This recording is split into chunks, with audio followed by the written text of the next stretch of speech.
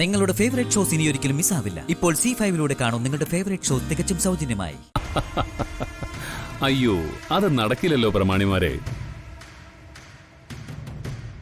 കോടതി വിധിയൊക്കെ അറിഞ്ഞില്ലേ നിങ്ങള്? കോട്ടയ്ക്കൽ വംശജനും തൃപ്പങ്ങോട്ടെ വെറും മരുമകനായി എനിക്ക് അവിടുത്തെ ഒരു കാര്യവും ചെയ്യാനുള്ള അധികാരമില്ല. ഉള്ളതാ രാധയ്ക്കും അനിയത്തിമാർക്കുവാ, പിന്നെ എന്റെ മകൻ കാശിനാഥനും. നിങ്ങൾക്ക് അനുവാദം തരേണ്ടത് ഞാനോ കോട്ടയ്ക്കൽ ദേശത്തേക്ക് മടങ്ങിപ്പോയ എന്റെ അമ്മ ഭവാനിയോ അല്ല, അവരാരെങ്കിലുമാ. ശരി, എങ്കിൽ ആ അനുവാദം ഞങ്ങൾ വാങ്ങിച്ചോളാം. നിങ്ങളായിട്ട് അതിന് തടസ്സം ഉണ്ടാക്കരുതെന്ന് മാത്രം. തടസ്സം ഉണ്ടാക്കും.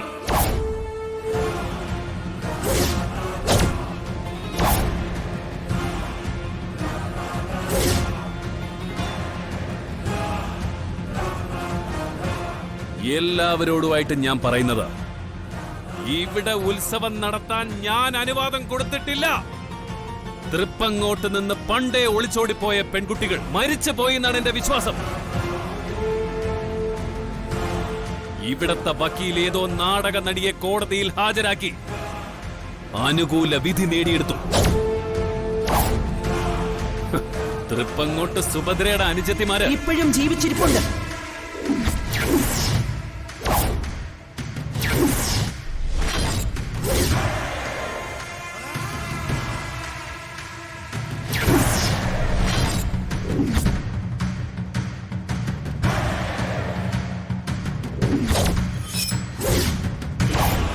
എന്റെ കൈക്ക് വജ്രമോതിരം മാത്രമല്ല ഈശ്വരിയമ്മേ,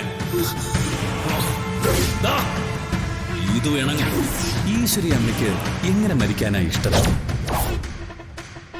കുത്തേറ്റ് ചാവണോ അതോ വെടിയേറ്റ് ചാവണോ?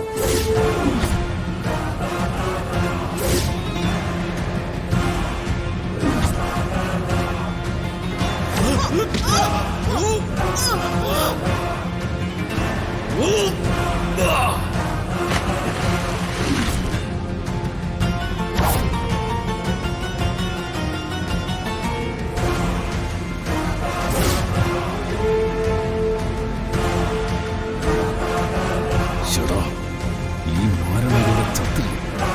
ഇതിനിപ്പോ ആരാ ഇങ്ങോട്ട് കെട്ടിയെടുത്തത്?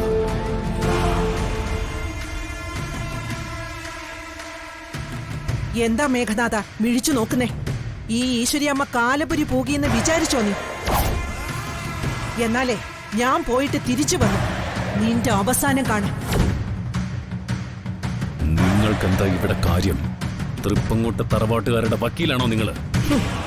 അന്ന് വലിയ വക്കീൽ പത്മനാഭനായിരുന്നു. നീ ചതിച്ചു കൊന്ന മറ്റൊരു പാവ മനുഷ്യൻ. ഒരു തെളിവില്ലാതെ ഓരോന്ന് വിളിച്ചു കൂവിയാലുണ്ടല്ലോ. അതെ, മേഘർ സാറിന്റെ വീറും ദേഷ്യമൊന്നും ഈശ്വര്യമ്മയോട് വേണ്ട.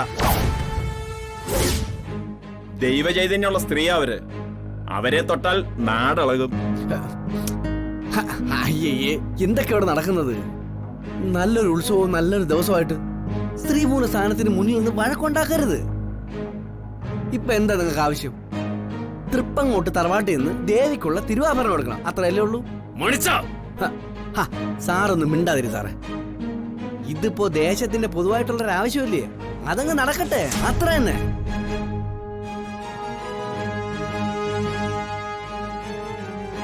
മുമ്പത്തെ പോലെ ആന അമ്പാരി ഒന്നും വേണ്ട.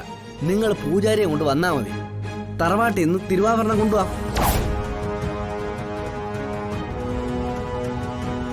സാർ ആദ്യം ദേവി ഒന്ന് തൊഴട്ടെ, നിങ്ങൾ ബാക്കിയുള്ള കാര്യങ്ങൾ ചെയ്യാൻ നോക്ക്. പറഞ്ഞ സാറേ, നമുക്ക് ദേവി തൊഴാം. ഒന്ന് മാറേ.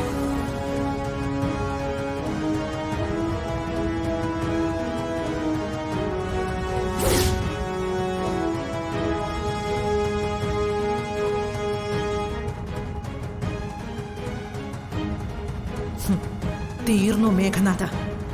നിന്റെ ജാതകം വലിച്ചു കയറി ഹോമാഗ്നിയിൽ എരിക്കാനാ ഞാൻ തിരിച്ചു വന്നിരിക്കുന്നത്. രാധയോടൊപ്പം ഇവിടെ ഇനി ഈ ഈശ്വരിയമ്മ ഉണ്ടാവും നിന്നെ അവസാനിപ്പിക്കാൻ.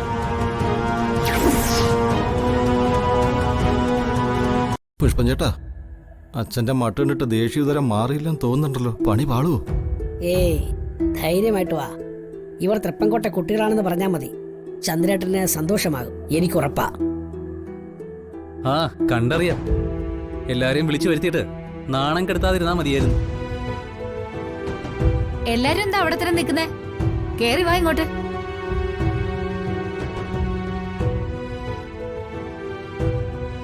വാ. എല്ലാരും നിക്ക്. നമ്മളെല്ലാരും അകത്തോട്ട് കയറും മുമ്പ് എനിക്കൊരു വലിയ രഹസ്യം ചന്ദ്രേട്ടനോട് പറയാനുണ്ട്.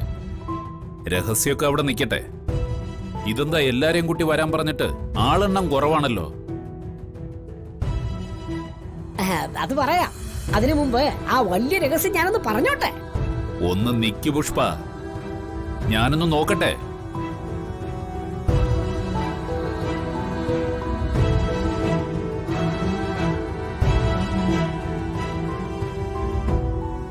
തൃപ്പങ്ങോട്ടെ ദർശനയും സൗഭാഗ്യം വന്നു.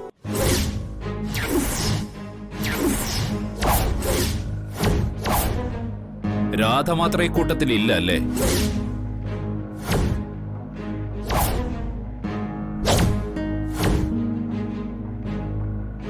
രാധ എവിടെ പോയി?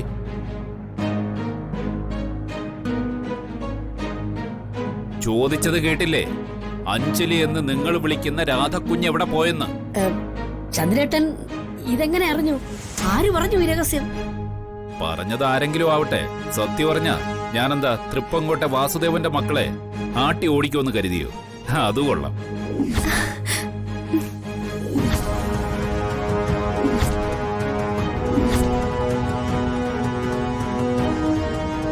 രാധയെ ഞാൻ ഒരുപാട് വാരി ഊട്ടിയിട്ടുണ്ട്. ദാ ഈ കൈ കൊണ്ട് തന്നെ.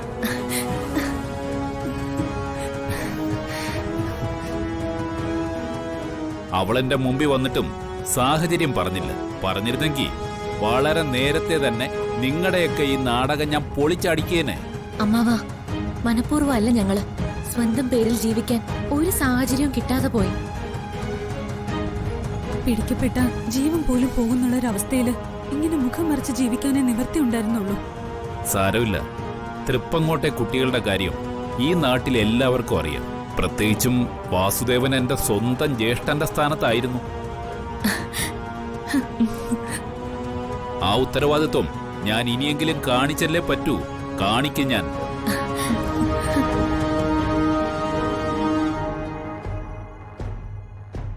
അല്ല, രാധയും കൃഷ്ണനും എവിടെയാണെന്ന് പറഞ്ഞില്ലല്ലോ ഇതുവരെ. പിന്നാലെ വരുന്നുണ്ടാവൂല്ലേ? ഇല്ലമ്മേ. ഇല്ലേ? പിന്നെ എവിടെ പോയി അവര്? സത്യം പറഞ്ഞ അറിയില്ല. പ്രസാദേട്ടനെ വിളിച്ചിട്ട് കിട്ടിയില്ല ഇതുവരെ.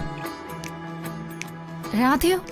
വല്യേച്ചി രാത്രി തന്നെ തൃപ്പങ്ങോട്ടേക്ക് വന്നിട്ടുണ്ട്. ഇവിടെ വീട്ടിൽ വരുമെന്നാ ഞങ്ങൾ പ്രതീക്ഷിക്കുന്നത്. ആ ശരി ശരി, അവര് വരട്ടെ. നിങ്ങൾ കേറി വാ, വന്ന കാര്യം നിൽക്കണ്ട.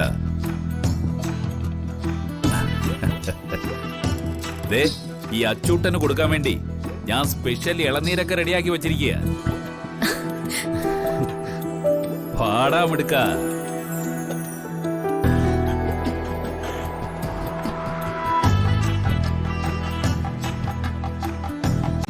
ഡൗൺലോഡ് ചെയ്യൂ C5 ആപ്പ്. കാണൂ എല്ലാ എപ്പിസോഡുകളും സൗജന്യമായി.